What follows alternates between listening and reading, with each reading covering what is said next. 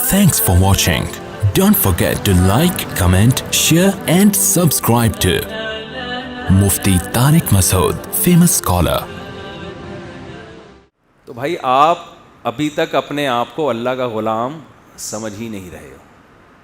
Excuse me سر, میں ان سے کیا کہتا ہوں, آپ اپنے آپ کو ابھی تک سمجھ ہی نہیں رہے ہو.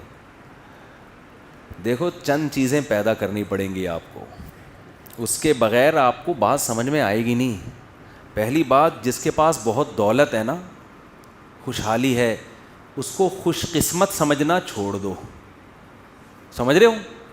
یہ جو اس پہ رشک آ رہا ہے ہائے, کیونکہ لوگوں کو ایک غم یہ ہے کہ میرے پاس پیسے نہیں ہیں, ایک غم یہ کہ پھر جب میرے پاس نہیں تو پوری قوم کے پاس نہیں ہونے چاہیے نا, دوسرے کے پاس پتہ نہیں کہاں سے آئے چلے آ رہے ہیں. اپنے دوستوں میں بیٹھتے ہیں نا, وہ کہتے ہیں یار ہمارا افغانستان کا ویزا نہیں لگ رہا, اس کا ٹھک کر کے امریکہ کا ویزا لگ گیا پہلے انٹرویو میں, ہمارا بنگلہ دیش کا نہیں لگ رہا, اور یہ ٹھک کر کے. ایسے بھی ہوتا ہے, لوگ ایمبیسی جاتے ہیں جاب کے, وہ امریکہ جانا چاہتے ہیں اور آسٹریلیا جانا چاہتے ہیں, لائن میں کھڑے ہوئے ہیں, فیل. دوسرے کی نہ کوئی بینک اسٹیٹمنٹ نہ کوئی, ایسے ہی وہ گیا اور ٹھک کر کے. ایسے میں نے دیکھے ہیں بھائی, امریکہ کا ایمبیسی گئے ٹھک کر کے ویزا لگا. بھائی جو اس کو جہاز میں بٹھانے جا رہے ہیں نا, ایسا رو رہا تھا کہ یار کتنا خوش قسمت انسان. صحیح ہے نا. ایک صاحب اپنے دوست کو جہاز میں بٹھا کر ہے, اس کا امریکہ کا ویزا لگ گیا. اس کی 3 دن تک نیند نہیں آئی ہے اس کو, اس غم میں کہ یار اتنے خوش قسمت انسان اور میں کتنا بدقسمت. اپنے بارے میں وہ یہ سوچ رہے ہیں, وہ یہ سمجھتے ہیں کہ امریکہ میں قبرستان نہیں ہے, جو امریکہ جاتا ہے وہ امریکہ ہی رہے گا, وہ قبر میں. تم اگر انجام دیکھ لو نا, تم کہو یہاں کشادہ قبر تمہیں سستے میں مل جائے گی, وہاں قبر بہت مہنگی ہے میرے بھائی. بہت, یہاں جنازے میں ہزاروں لاکھوں لوگ آئیں گے, وہاں بہت تھوڑے لوگ ہوں گے. پھر دارالاسلام میں موت کا اپنا مزہ ہے بھائی. ٹھیک ہے آپ جائیں کمائیں, لیکن مرنا یہیں پسند کرو. اس کی بڑی ویلیو ہے کہ آپ دفن کہاں ہو رہے ہیں. لوگ کیوں مدینہ میں مرنا پسند کرتے ہیں؟ امام مالک, بھائی نبی کے شہر سے جنازہ اٹھے تو نبی کے شہر سے نہیں کہ اسلامی ملک سے ہی اڑ جائے. میں یہ نہیں کہہ رہا جو وہاں مر رہے ہیں غلط کر رہے ہیں, وہ تو جہاں بھی مر جاؤ وہیں دفن ہو جاؤ, لیکن ایک فضیلت کی بات بتا رہا ہوں کہ کوشش کیا کریں اپنے کنٹری میں ہی مرا کریں. ابھی تو فی الحال ہم زندہ رہنے کی کوشش کر رہے ہیں, گورنمنٹ چاہ رہی ہے کہ ہم اسلامی کنٹری میں ہی مریں, لیکن جب مرنے کا ٹائم آئے تو کوشش کریں کہ اپنے کنٹری میں مر لیں. تو اب مجھے پہلی بات تو یہ دماغ سے نکال دو کہ جس کے پاس بہت دولت ہے, بہت خوشیاں ہیں, چاہے وہ دولت یا اس کی سیٹنگ کامیاب ہو گئی, آپ کی والی سے اس کی ہو گئی, یہ بھی تو ہوتا ہے نا, تو یہ دماغ سے نکال دو کہ وہ بہت خوش قسمت ہے. یہ آپ کی بہت بڑی بھول ہے. خوش قسمتی کا اس سے قطعاً کوئی تعلق نہیں ہے, کوئی تعلق نہیں. قارون سے پھر تو زیادہ خوش قسمت کوئی تھا ہی نہیں. کیا خیال ہے؟ اگر یہ اس کے پیسے آنے سے, پھر تو ہمارے سابق صدر دنیا کے کامیاب ترین انسان, ہم سب کو ویسا بننا چاہیے. اس کا تو کوئی تعلق ہی نہیں.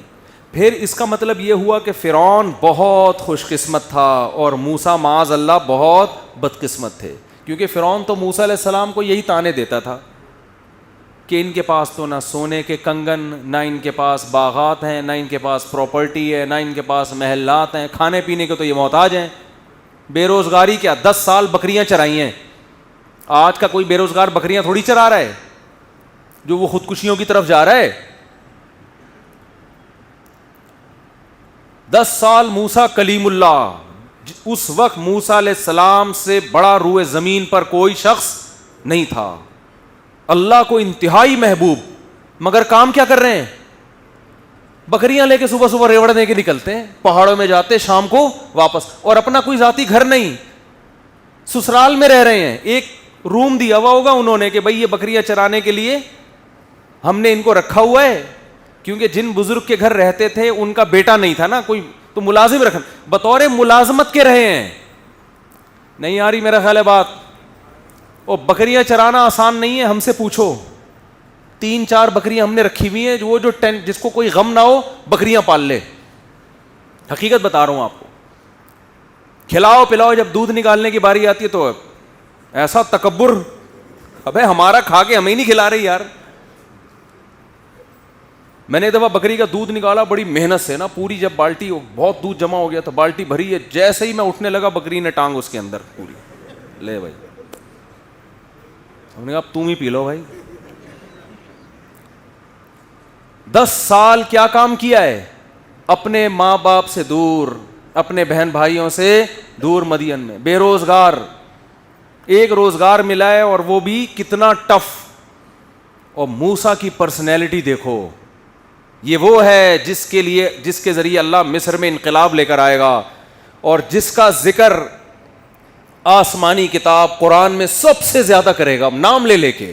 قرآن میں جتنا موسیٰ کا نام استعمال ہوا اتنا کسی کا نام استعمال نہیں ہوا. کام کیا ہو رہا ہے, بکریاں چرا رہے ہیں. تبھی جو سودی بینک میں جاب کرتے ہیں نا, ہمارے حضرت سے ایک صاحب نے پوچھا کہ یہ سودی بینک میں جاب چھوڑ دیں تو اتنے لوگ کیا کریں گے, کیا فرمائے رکشے چلائیں, ٹماٹر بیچیں. وہ کہتے ہیں نہیں میں ٹماٹر کیوں بیچوں.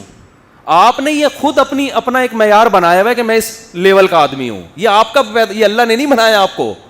حلال حرام کمانے پر کی آپ کو اجازت نہیں ہے. بے شک آپ کو رکشا چلانا پڑے, بے شک آپ کو گول گپے بیچنا پڑے, بے شک آپ کو ٹماٹر بیچنا پڑے. یہ آپ کی اپنی تھنکنگ ہے کہ ٹماٹر بیچنے والا ناکام اور دنیا کا پست ترین انسان, یہ آپ کا خود ساختہ نظریہ ہے. اللہ کی نظر میں یہ نظریہ قابل قبول نہیں ہے. یہ تو آپ نے اپنے لیے متعین کیا کہ مجھے جی ایسی ہی گاڑی چاہیے, جیسے میں بینک میں مینیجر تھا نا, ایسے ہی جاب جب مجھے ملے گی 3 پیس سوٹ ٹائی میں گاڑی میں بیٹھ کے کسی کمپنی میں جاؤں گا اور اتنی ہی تنخواہ ملے گی, تو اس کا مطلب مجھے حرام کا متبادل مل گیا. تو وہ تو متبادل مل گیا, اب کیا ہے, وہ تو کسی کو بھی مل جائے تو وہ چھوڑ دے گا. ایسا نہیں ہے, آپ کو حرام کی طرف جانے کی اجازت بولو نہیں ہے. ٹماٹر بیچنے پڑے آپ کو, یہ تو آپ نے خود متعین کیا ہے. تو پہلا تو آپ جس کے پاس دولت ہے اس کو خوش قسمت سمجھنا ختم کر دیں. یہ بہت بڑی, میں کہتا ہوں یہ اتنی بڑی بے وقوفی ہے نا کہ جس کو پتا ہے موت بھی ہے آگے. مجھے لوگ 50 سال میں آ کے بتا رہے ہوتے ہیں میری اتنی پراپرٹی, میں کہتا ہوں تیری زندگی کتنی بچی ہے یار, 10-20 سال تو ٹھک ٹھک ٹکری گزرتے ہیں. ابھی مجھے یاد ہے میں یہاں ممبر پہ بیٹھا تھا 2011 میں بیان کر رہا تھا, کل کی بات لگ رہی ہے, اور اب کیا آ گیا 2021.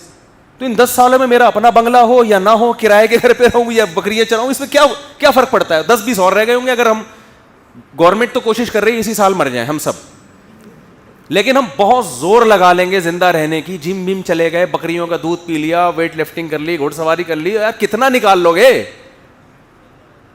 بہت. اور اللہ کی مدد بھی شامل حال رہی, ورنہ اللہ نہ چاہے تو آپ جتنے وہی جو جم اٹھا رہے ہو نا, وہی وہ آپ کی جم میں کتنے لوگ مرے ہیں. یوں اٹھا رہے تھے زنجیر, وہ بیٹی ٹوٹ کے دھڑام سے سر پہ گرا. چلو بھائی, جو چیز زندگی کا ذریعہ تھی وہی اللہ نے موت کا سبب بنا دی. کتنے لوگ مرے ہیں اس طرح سے, ورزش کرتے ہوئے مرے ہیں. جو چیز ڈاکٹر نے ٹیکا لگایا تاکہ بچ جائیے, وہی ٹیکا ری ایکشن کر گیا, مر گیا بندہ. تو کب تک لڑو گے بھائی, تیار رہو بھائی. جتنے جم وم کچھ بھی نہیں ہے, جب اللہ چاہے گا کٹاک. میرے گارڈ ہے نا, میرے ساتھ جا رہے تھے, ایک بوڑھے میاں قریب سے گزرے, وہ گارڈوں کو نا طنز کیا انہوں نے, ان سے کچھ نہیں ہوتا اللہ مارنا چاہے گا ویسے ہی مار دے گا. بات صحیح ہے لیکن اس موقع پہ ٹھیک نہیں ہے. ہر صحیح بات ہر موقع کے لیے نہیں ہوتی. آپ ڈاکٹر کے پاس علاج کے لیے جا رہے ہیں, ٹیکا لگا رہا ہے وہ آپ, اور ٹیکا لگاتے ہوئے کہہ رہے ہیں لگا تو دوں گا لیکن جب اللہ مارنا چاہے گا تو مرے گا, اس سے کوئی فائدہ نہیں ہوگا. پھر لگا کیوں رہا ہے ٹیکا, ادھر تو اسباب تو اختیار کرنے ہیں نا, یہ تو اللہ کا حکم ہے. 2 انتہائیں ہیں, کچھ لوگ اسباب کی نفی کر دیتے ہیں, کچھ ایسا اسباب کو باپ بنا لیتے ہیں کہ اللہ سے نظر بالکل ہی ہٹ گئے, وہ سمجھتے ہیں اللہ تو ہے ہی نہیں. تو سب سے پہلا مسئلہ یہ ہے کہ جس کے پاس پیسے ہیں, اچھا روزگار ہے, اس کو خوش قسمت سمجھنا بولو چھوڑ دیں. کیونکہ وہ خوش قسمت ہوتا تو فرعون خوش قسمت تھا, قارون خوش قسمت تھا, موسیٰ کلیم اللہ مسکین, اور محمد صلی اللہ علیہ وسلم سب سے بڑے مسکین. ہمارے نبی کے گھر میں تو 40 دن چولہا جلنے کی نوبت آتی نہیں تھی. لیکن اس جہاں کا سردار اللہ نے کس کو بنایا, سید الانبیاء محمد صلی اللہ علیہ وسلم. تو خواہشات کی تکمیل ہو جانا یہ بالکل بھی اس کی علامت نہیں ہے کہ آپ کیا ہیں خوش قسمت. یوسف علیہ السلام کی جوانی جیل میں گزر گئی, یعقوب علیہ السلام کی جوانی ساری روتے روتے گزر گئی, خوش قسمت تھے, پوری پوری صورتیں نازل ہوئی ہیں ان کے اوپر. دوسری بات, دوسرا کام کیا کرنا ہے, وقت پورا ہو گیا جلدی سے سمیٹ رہا ہوں بس. دوسرا کام یہ کرنا ہے کہ دنیا کو مسافر خانہ سمجھنا ہے اور اپنی ضرورتوں کو محدود. ضرورتوں کو کیا کرنا, جب تک مسافر خانہ نہیں سمجھو گے تو پھر ضرورتوں کی فہرست بہت, پھر بحریہ ٹاؤن پورا بھی آ جائے گا نا, کم ہے, کچھ بھی نہیں ہوتا بھائی. بحریہ ٹاؤن میں پلاٹ ملنے سے اتنا نہیں, کوشش کرو مل جائے, اچھا ہے, نہیں ملا کچھ بھی نہیں ہے. وہ بحریہ ٹاؤن کا مالک مر جائے گا تھوڑے دنوں میں,